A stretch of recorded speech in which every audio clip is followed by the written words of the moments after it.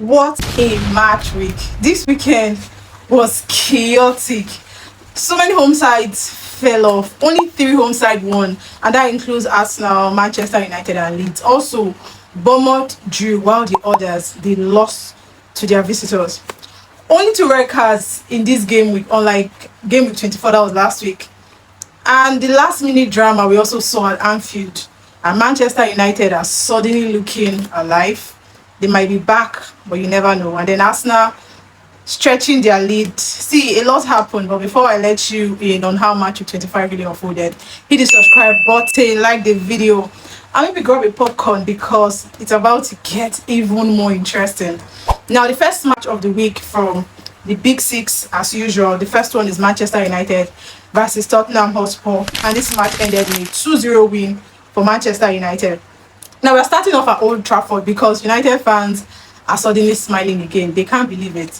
It feels too good to be true, but darling, it is happening. Okay, United now has 4 wins in 4 straight matches since Carrick stepped in as their new manager, and he's giving fans like United Strand the opportunity to finally get to cut his hair. And honestly, at this point, people are asking real questions, including me. Was Amorim actually the problem all along? But we're back to the game. The game started really fast. United came out aggressive and they started pressing Spurs really early. And Casemiro tested what's his name, Vicario from a distance. Cunha also had the opportunity to score a worthy, but it didn't happen. Spurs were just under so much pressure. Then came the moment that I believe changed everything. When Romero lost his head and he did a reckless challenge on Casemiro. His thoughts were up. I believe this challenge shouldn't have happened. But then it happened and he got a straight red card. Spurs are down to 10 men before even half an hour of the match.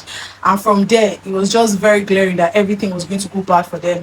United took full advantage and a corner. And Spurs lost their head. They loose guarded and Mino was just there to give a short pass to Mbeumo, who ensured that he found the back of the net and he made it 1-0 for Manchester United. Now in the second half, United are still on top. They have the lead and they look really good. Ahmad scored, was ruled out. Cunha scored, he was ruled out again. And Spurs barely even threatened United at all. I think they had like maybe one opportunity once, but the thing went wide. And then finally, Bruno Fernandes was there. He sealed it for them. The game was over. United were now 4th, or currently they are 4th on the table, and Spurs are in 15th place. So quick one. Do you feel like Carrick is doing everything right? Because I believe he's doing everything right. He's intense, he's structured, he has this confidence. And United are actually looking like they are a team. Again, if you've gotten to this point, like, subscribe, and share. And one quick question. Would you trade United for Amorim? Share this video with a Manchester United fan. I need to know their thoughts. Will you trade Carrick for Amorim?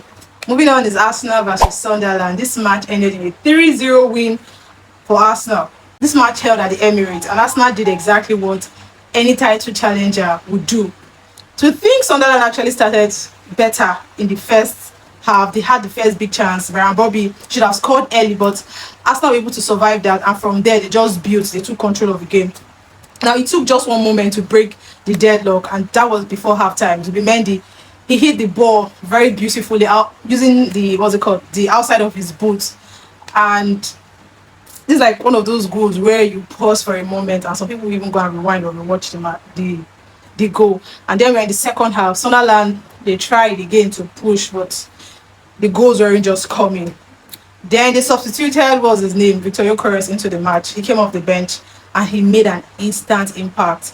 First, he had it was a very messy, but it was still a finish. He found the back of the net and he made it 2-0 for them. Then deep into the stoppage time, after a counter from Martinelli, Gyökeres now tapped in the second goal.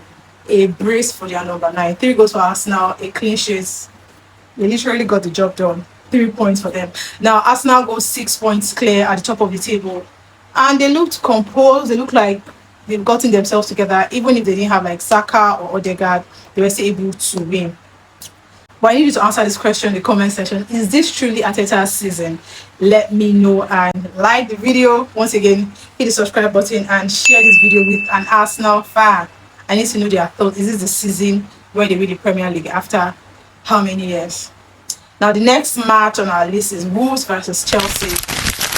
Chelsea won Wolves 3 goals. Wolves got 1 goal. Now let's just call this Cole Palmer's show, because Wolves actually started well.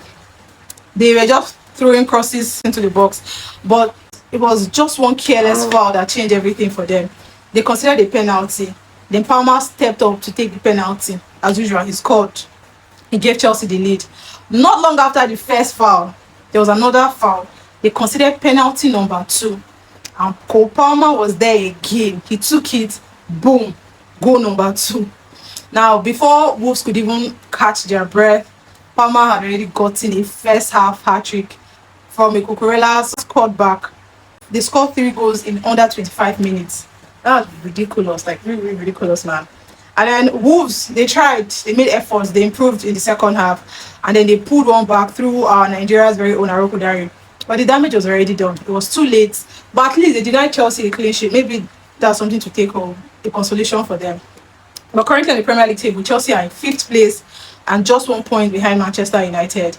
And the new manager, Liam, is still perfect for them. But, I mean, it's just now. For now, it's still perfect for them. But then the crazy stat is that Palmer is now the first player in the Premier League history to score 3 first-half hat-tricks. Share this one with the Chelsea fan. They need to know. Or maybe they already know. The ones that don't know, they need to know this fun fact about Palmer.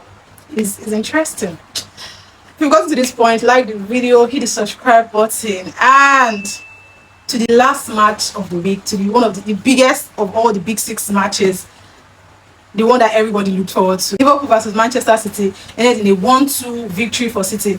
Now, here's that Anfield drama that Mel was speaking about earlier in the video. Like me, I will always say absolute cinema. Now, the first half was really, really tight and tense. Both teams were overly careful to an extent. There were no real clear chances. It was just like the usual City pool proper title clash. But just at this time around, it's only Man City that are currently in the title race. And Haaland had like an early chance, but he failed to convert it. Now, this match was, let's say, it was more or less a second half match, because to me, the first half felt dead. I don't know about you though, but to me, the first half felt dead.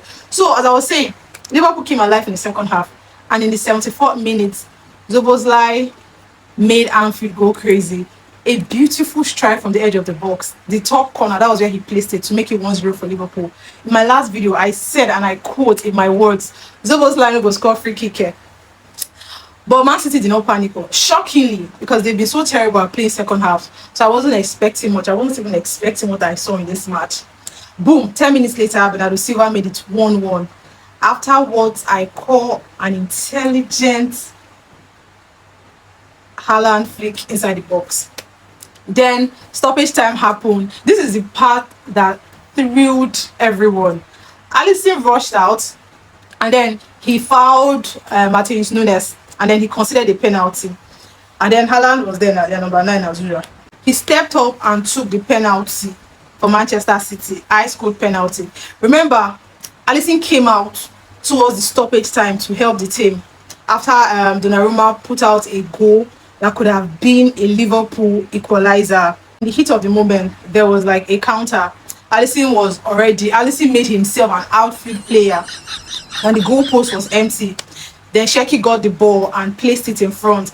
Haaland and Szoboszlai, they ran towards the ball. But you know Haaland now, you know his speed.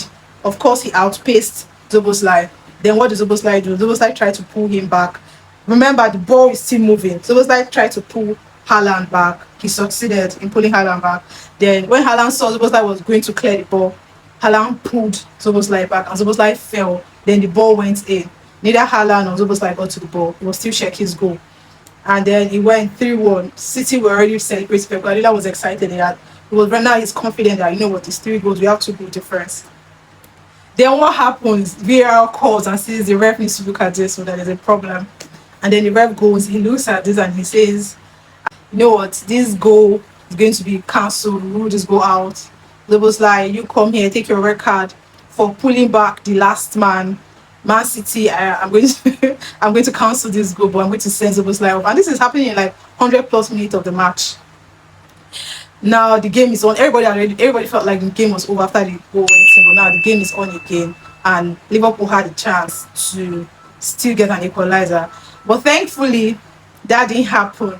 and Guardiola's side won the match. They got all 3 points. This win placed them in second place still. They're just 6 points behind Arsenal. My takeaway from this match has to be that Manchester City's mentality is different, and specifically Bernardo Silva. When it matters, they always find a way. Now let's look at other matches that played out this game week in the Prem. Other matches that played out this game week, we have Leeds versus Nottingham Forest. Leeds won Forest 3-1. Like I said, Leeds is one of the home teams that won their matches this week. And on the score sheet, we had Bogu, Noah Okafor, and Calvert-Lewin. Calvert-Lewin won't stop scoring. Then for Forest, it was just Lorenzo Luca on the score sheet for Forest. Then Bournemouth, Aston Villa, they both share points, 1-1 each. On Bournemouth's score sheet, it was Ryan, and for Aston Villa, it was Morgan Rogers, of course. And Villa scored first, actually, but Bournemouth equalized. Then we have Burnley, West Ham. West Ham won. Burnley lost to West Ham 0-2. On West Ham's score sheet, it was Somerville and Castellanos that scored West Ham's goal. Then Fulham hosted Everton. On Fulham's score sheet, Fulham hosted Everton, but it was an own goal. Fulham's goal was an own goal, and it was Vitali that scored. While for Everton, we have Kiernan, Dewsbury Hall, and Leno own goal as well. Leno from Fulham scored Everton's second goal, while Everton scored Fulham's first goal. It's crazy. Then we had Newcastle. Newcastle hosted Brentford in St James Park, and they lost to Brentford 3-2.